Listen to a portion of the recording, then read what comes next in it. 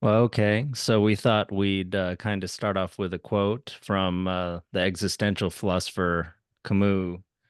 Um, so I haven't read the book. I think this is from the Myth of Sisyphus.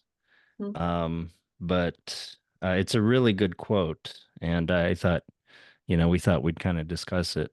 So there is but one true philosophical problem, and that is suicide.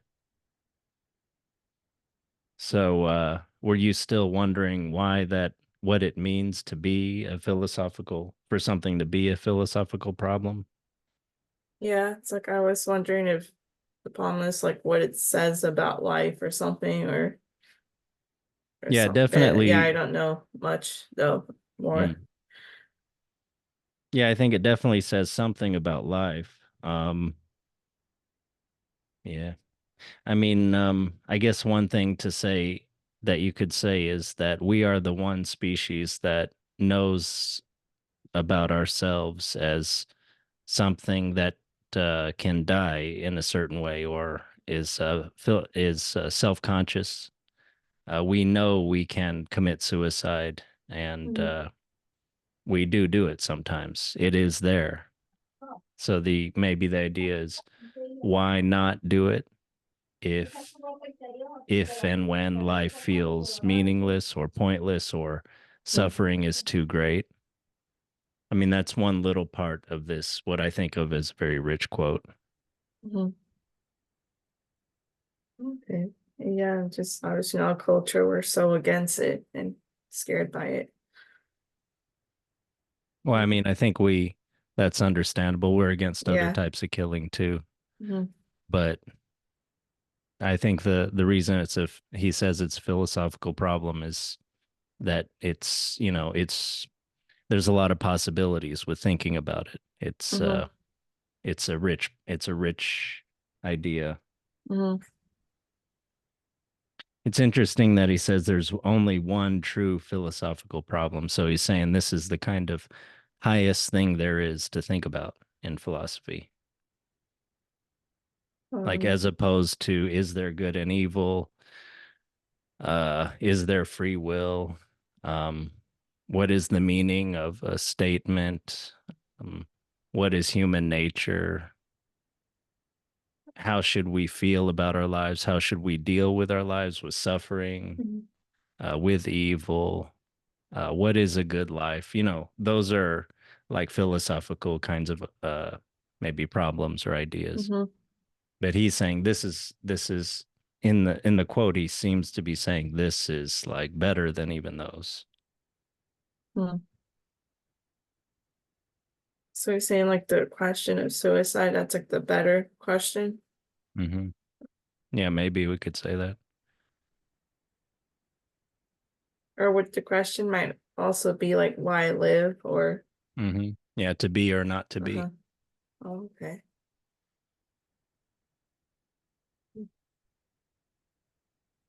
Yeah, I guess one thinks of suicide when one feels life is meaningless, when one feels outside of sort of the moral drama, kind of like Mhm. Hamlet, you know.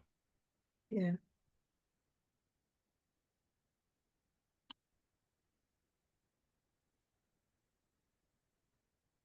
Oh, you have any thoughts?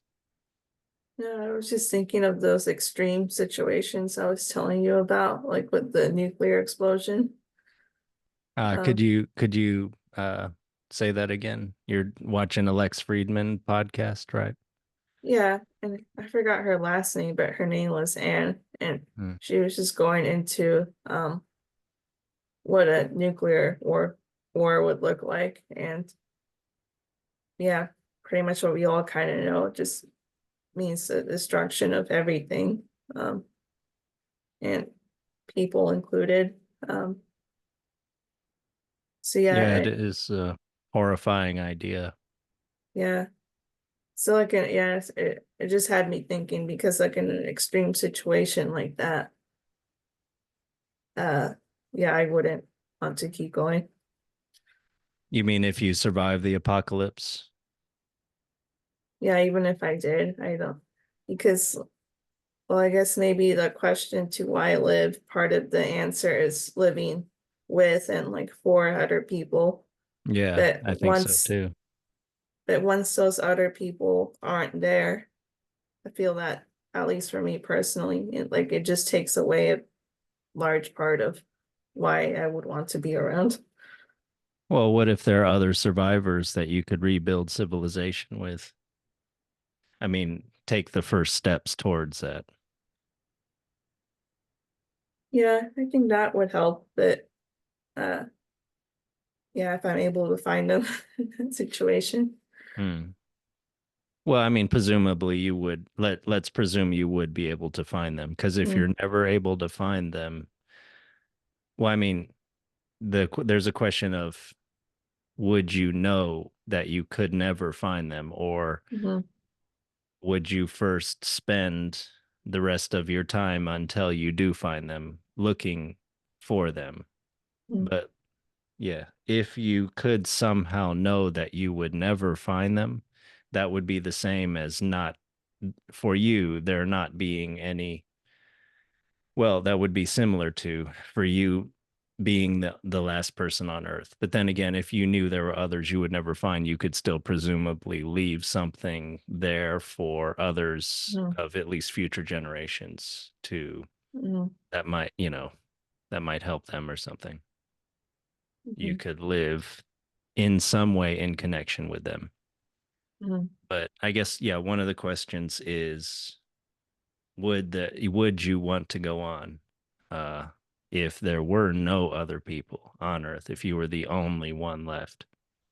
And then you could break it down to if you were the only living being left, or mammal or multicellular organism or something like that, or if you were the only living being left but you could somehow survive, mhm, animal living being. mhm, mhm. Yeah, I feel like wouldn't want to, really. Yeah, so Uh, you would just kill yourself. yeah. But how about you? Well, I mean, this presents an interesting problem. I mean, first of all, you wouldn't know that there's no one else left. Hmm. But let's say you do somehow know there's no one else left ever, and you cannot be an Adam or an Eve of a new race. So, um, yeah, you're the last human ever. Can you maybe record your thoughts or something for maybe a future civilization, maybe to someday find? That would seem like maybe in some way, you know, meaningful. Hmm. Could you go on despite the loneliness and be a little bit like Sisyphus or something and survive only on your will? And yeah, I mean, there would still be a thing. I mean, the world still exists for you while you're still alive. And that means virtues. That means there is still some meaning. Like there is still more courage to you going on than to merely killing yourself out of despair, I guess, I would think. So that to me seems meaningful. I mean, courage in the face of desperate odds or something that seems meaningful in some way. But it's definitely less, you'd be less happy than if there were merely one other person on Earth, that you could talk to, that you could explore your humanity in some way with, that you could share time with. But yeah, I guess the point is partially that I'm reluctant to say that I would just kill myself. To me, that seems, yeah, a little not a very good answer. I guess I want to explore my possibilities. Yeah, I don't want to merely give up. So exploring those possibilities, I think, would take a long time. I mean, I like have an artistic side. Would it be meaningful if I like wrote a book or play or even wrote a screenplay or something, even if I couldn't make that movie, or, you know, wouldn't that be kind of meaningful even if I was the last person on Earth? What kind of?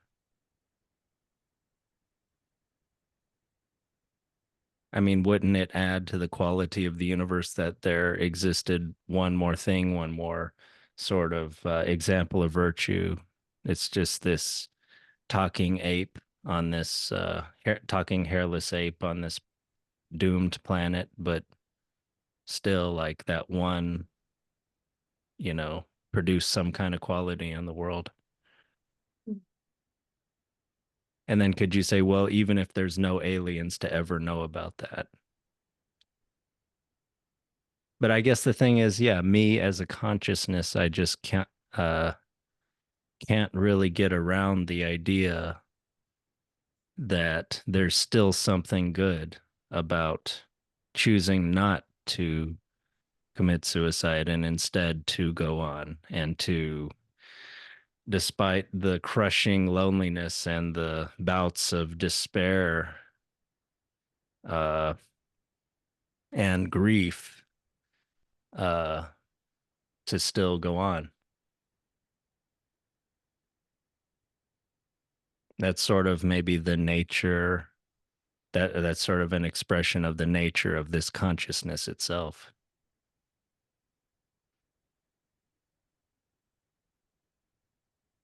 Oh, what do you think?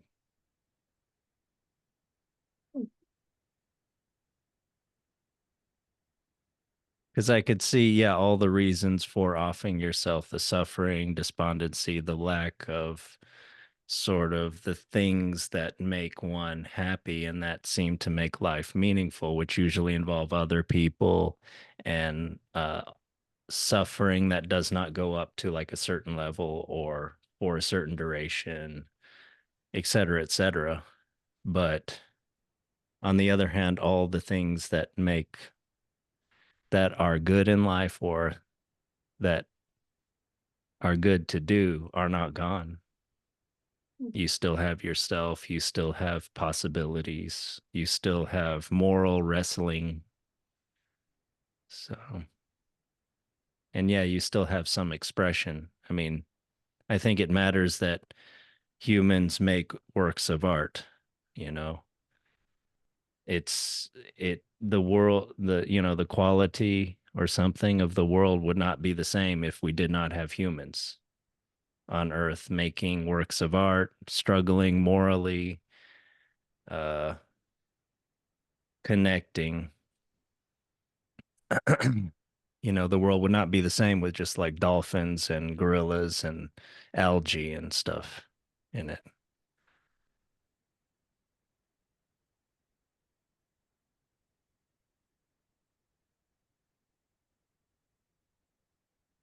I mean, we're at least a lot more dynamic than all that other stuff. I mean, maybe, Mhm. we may just be, there may be no difference in quality. It's, or in type. It's just a difference in quantity and quality. But yeah, it still matters that we're here, and it would still matter that even one person is here. And of course, I mean, part of the point of philosophical problems, even like any other type of problem, a math or science problem, is that it wrestling with it is not just about coming to terms or resolution or anything within the problem itself, but how it changes the one who is dealing with the problem. So, in thinking about this, do you think, and so coming back to your implied question of what is a philosophical problem, do you think this is a good one in that it can help one to change and come back to this world without nuclear war and with, 8 billion people or whatever, teeming with life and be better for it? I mean, just a question about what we would do in a nuclear explosion or like the No, why I'm live kind saying of question. no, I'm saying the because you seem to be asking what is a philosophical problem. Oh, And okay. so what I'm saying is that this what I just did, this grappling with Hmm. this problem, I think this type of thing can make one a better person, basically, or at least grappling with it in the right way or ways. Hmm. And so, do you think that is true, or do you think uh, that is true of this problem? And is it a good philosophical problem? Hmm.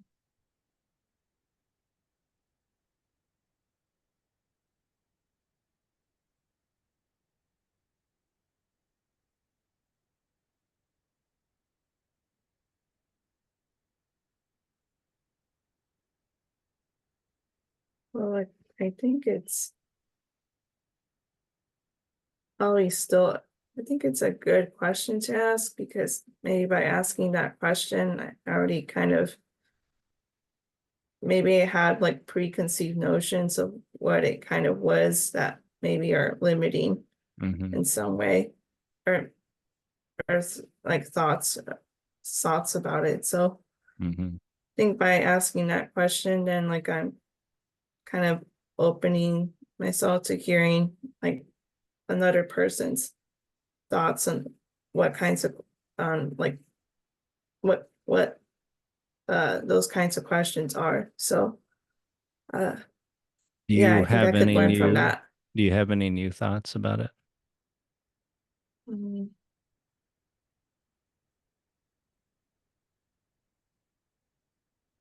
maybe not directly with that, but um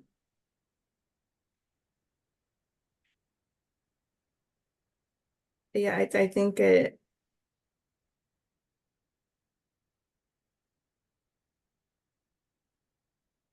We could do a little bit more circumscribed ones, like moral mm, dilemmas, if you like this kind mm, of thing, uh, either now or in the yeah, future. okay. This is a kind of big one. I mean, he says it's the biggest one, so it's Mm, kind of maybe a lot to start out with. But yeah, to be or not to be, that is the true philosophical problem, according to Camus. Okay. I mean, we started off on that. Anything else you want to talk about today? mm. Well, you did mention uh movie or show you were watching. Well, yeah. So I had just watched a movie called It's a Little Things. It's new. It's on Netflix. Um, so I just noticed what I thought is a pattern. So it's a detective serial killer thriller. Mm, Uh, it ends up that they find a good suspect, and he's a pretty good villain in that he's pompous. He's like shabby looking, and he seems like he's could be the killer. I mean, but he, but there's it's not for sure. And mm, then so the detectives are also like, especially the older one is haunted by previous like terrible mistakes, and the victims, I think the killers of whom he's never been able to find, etc. So and the younger victim ends up killing the suspect after being relentlessly mocked and tired and mm, stressed and etc. and kind of threatened. And so basically, you look at it like good guys versus bad guys. The good guys are in psychological and moral turmoil, unsure of themselves, trying to keep the demons at bay. The older one looks like he's further on a trajectory that the younger one is probably on, where mm, family life is ruined, career is ruined from these kinds of mistakes from Mhm. these this psychological buildup of the career. And on the other hand, you have the killer who seems pretty happy, like he's confident, he's, he's sure of himself, he's cocky, uh, he's doing pretty well in life in a way for Mm. someone who sort of seems like a sleazebag and he's obsessed with serial killing. Uh, so yeah. And I wonder if this is showing the sort of moral maybe dichotomy we have in our minds where like yeah, good people in the real world are yeah, fraught with yeah, you know, dilemmas and Mm. etc. And the bad people are, free. The bad so yeah, it's kind of like the good are burdened a lot and with complex in a complex way, and the bad people have no problem with anything, Mm. which may reflect our idea of a world that's too complex for our minds Mm. and our moralities and everything, which Mhm. are of course diluted and in shambles and et cetera, et cetera. People don't know who or what to turn to for guidance. And yeah, and people feel this. So sort of like the meaningless crisis that John Vervaeke talks Uh, about. and it kind of said like it's harder to be good or stay good in some ways. Hmm. Uh,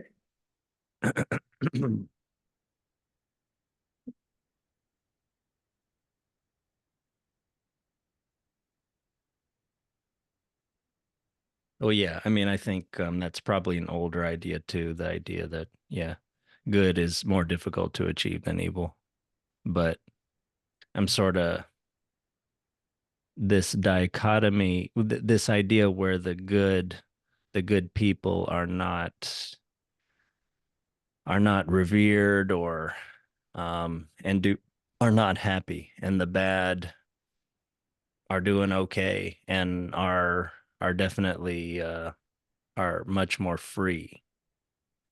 I think is the kind of the idea. mm. I mean, maybe people see that we live in a world where we are more free, but there is more chaos. And in chaos, maybe is where evil is happier and Mhm. good is fraught.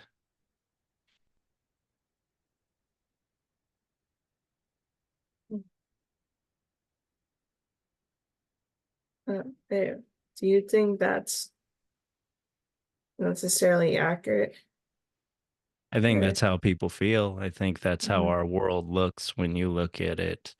Yeah, Yeah, kind of including what my idea of people's yeah, psychology and is right now, mm, what they're how they feel.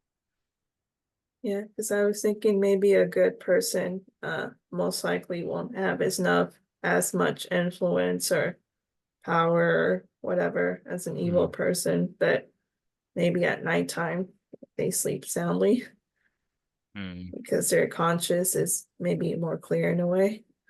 mm. Yeah, but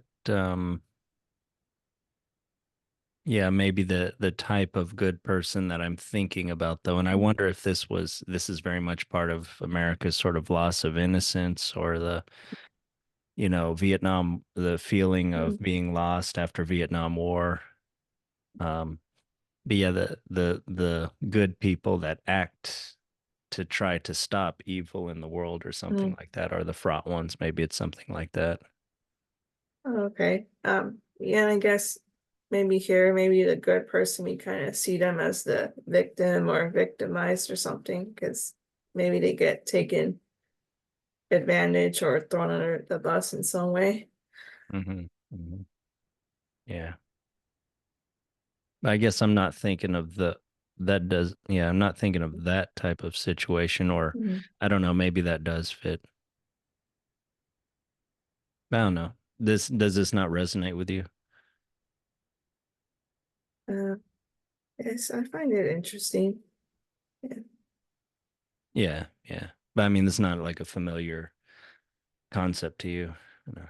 I haven't thought of it much, so but I'm still interested. Yeah. I don't have much to say about it. It's just something that I noticed. Yeah.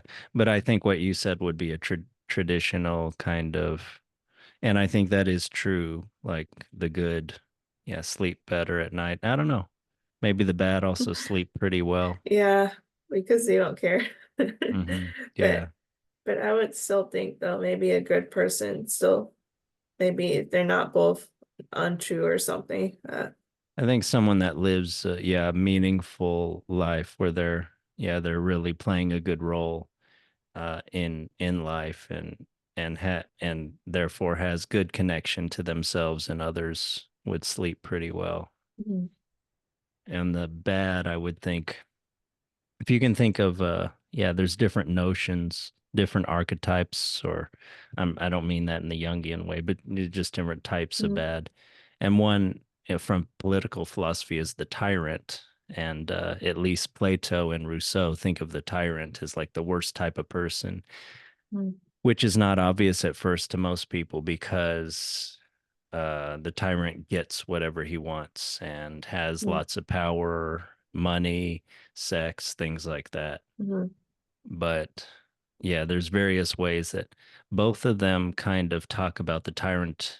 Both Plato mhm, and Rousseau talk about the tyrant as being out of control, in sort of inner sort of mhm, turmoil and being full of need and desire. mhm, Rousseau talks about him as being like this grown infant that, it's like an infant that, has gotten used to bossing around its parents, kind mhm, of, instead of just starting to, maybe in toddler or something, instead of just getting its needs met through its parents, it starts to realize it can boss its parents around. And, mhm, you know, I see something shiny, I want it. I'm not going to try mhm, to like crawl to get it. mhm, And so starts to develop something called amour propre, mhm, which is this like self esteem that is contingent upon one's reputation, how mhm, others think of you and mhm, sort of affirm you. So yeah, he Rousseau thinks of the tyrant as someone, instead of someone very powerful who can control everybody else, who is actually dependent on others completely because he's dependent upon their opinions. Because in order mhm, to get them to do what he wants, he needs to tell them things that they want to do.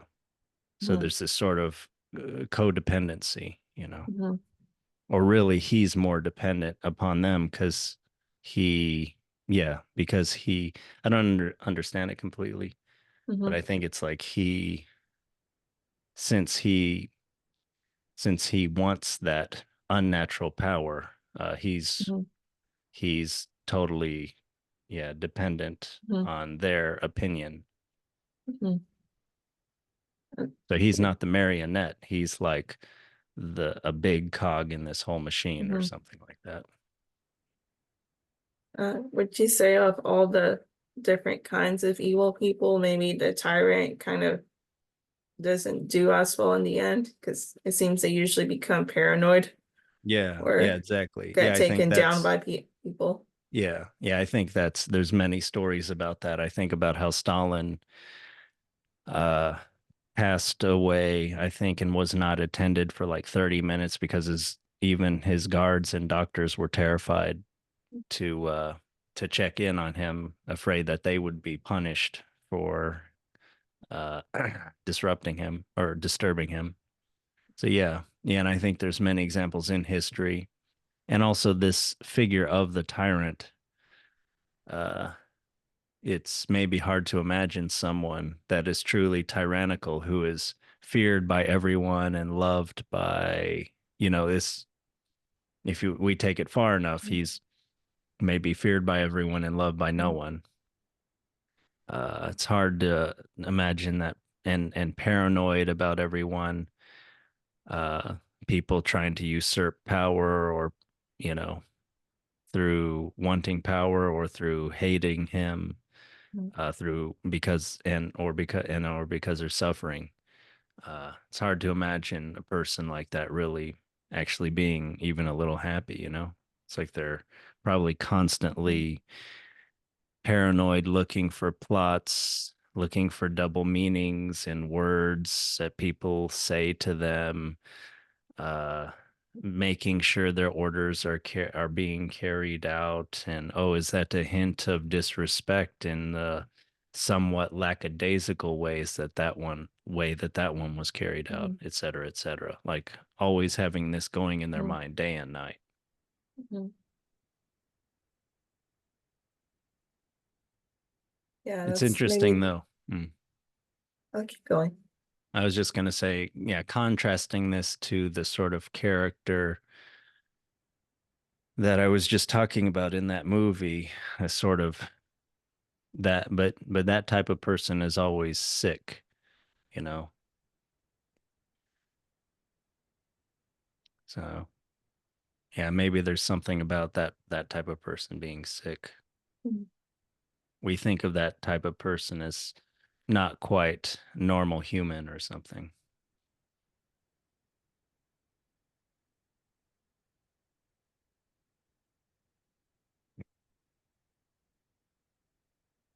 Yeah, these are all interesting things, but yeah, were you going to say something? Do you have any other thoughts? No, like I'm just curious about all the other kind of evil archetypes or something. Uh, Mm. so Yeah. maybe another time. And maybe, yeah, it's interesting what they say about morality or humanity and culture, uh, the culture that they come from too. Okay. Well, okay. Uh, yeah, maybe we'll talk more about that next time. It's definitely a fascinating topic. Okay. Well, thanks a lot for talking.